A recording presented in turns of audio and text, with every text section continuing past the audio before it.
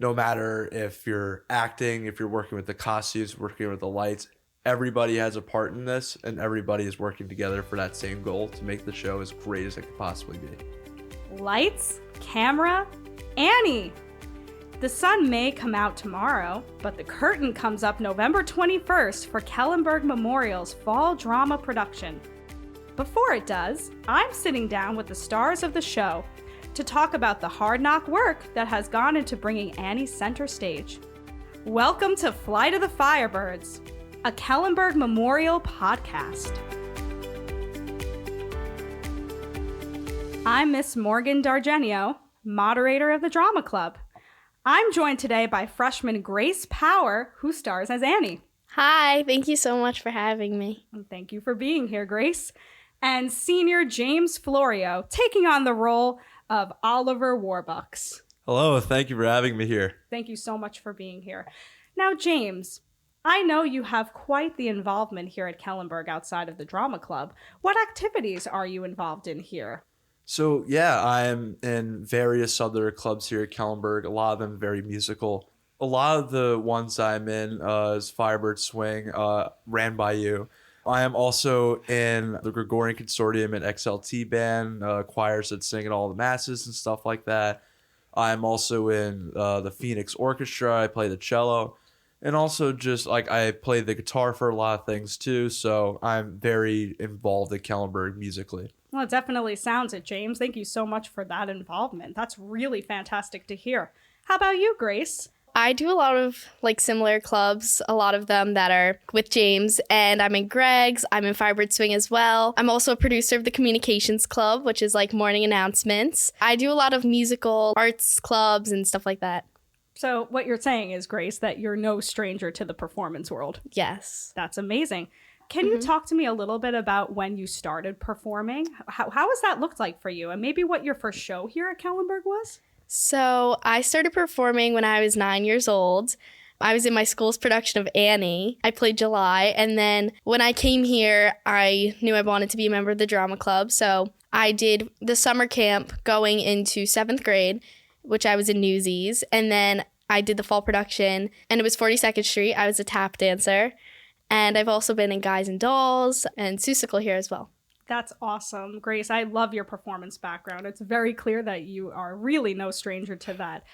Now, James, I know you have quite the extensive performance background as well. What was your first show here at Kellenberg, and how has your performance grown through the years? My first show at Kellenberg was my freshman year. It was a production of Fiddler on the Roof. Ever since then, I have done every single musical and every single play since.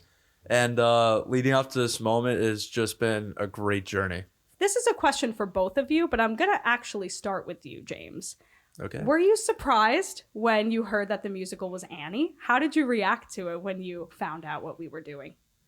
Yeah, I was actually really surprised about Annie. I didn't expect who's going to be Annie. Are they going to get an actual 11-year-old here? But I really feel like they made an awesome decision and everything because I absolutely love working with Grace, and my sister will actually tell you she's part of family, and so many more people too. Not only does that make everybody and all the rehearsals a lot better, I feel like it translates with the show because if everybody is so close together and everything, then the show really shines.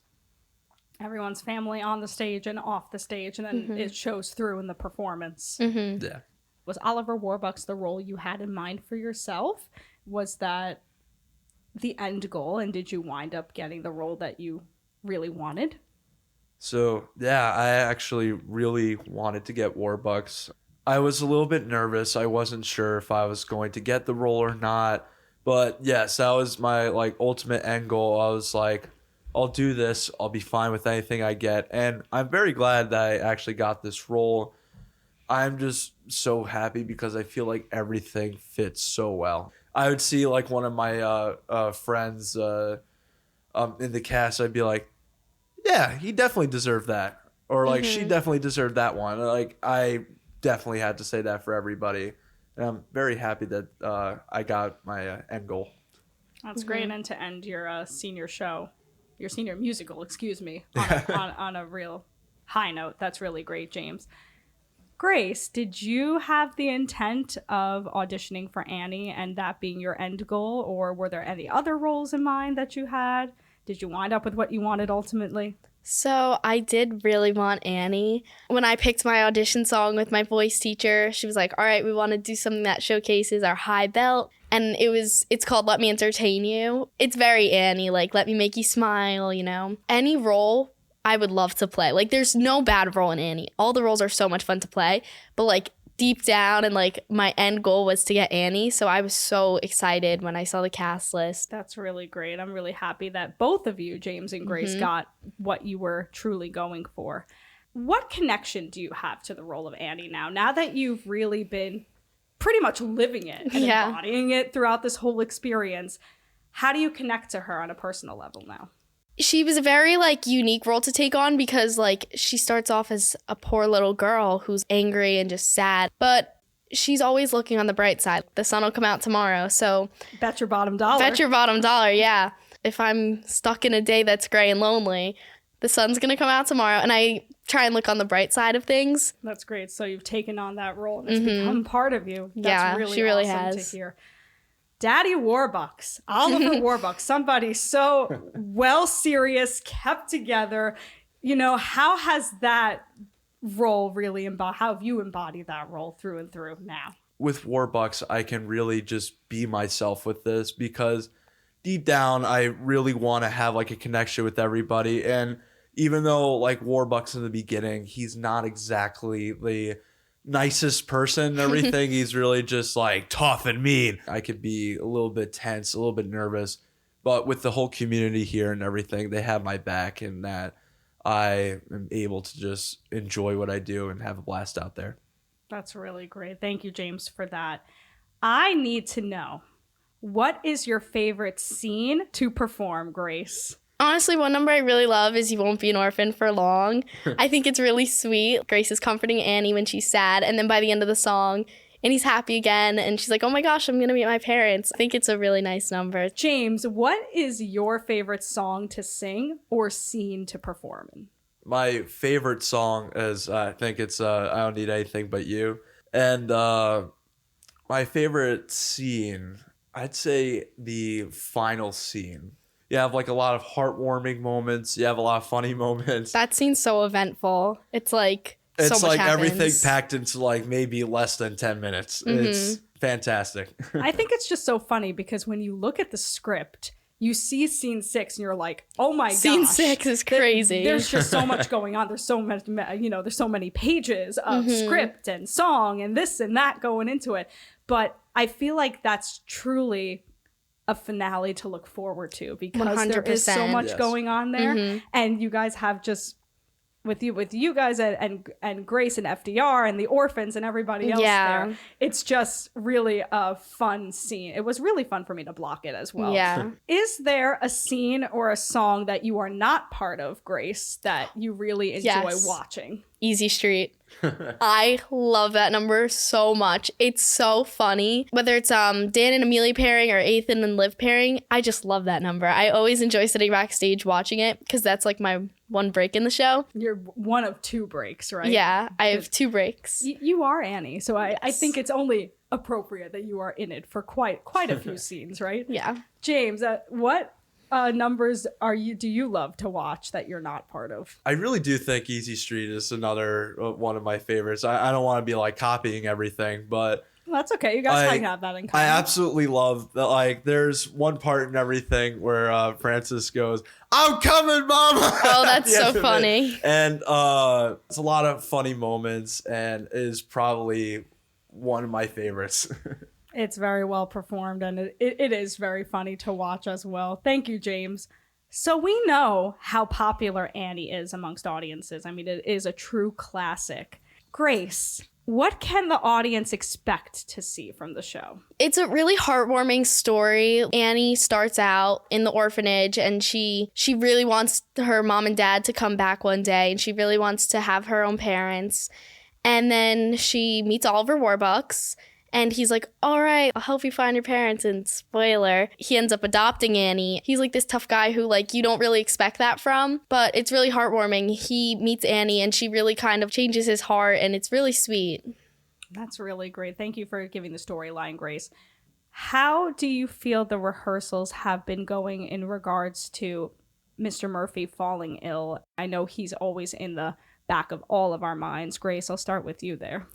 It's definitely been different working without Mr. Murphy, but I know I've been trying my best and I've been working really hard because I would want to make him proud, and I do. I try every day to make him proud. I think it's kind of brought our cast closer together. It's been different, but it's still going to be an amazing show.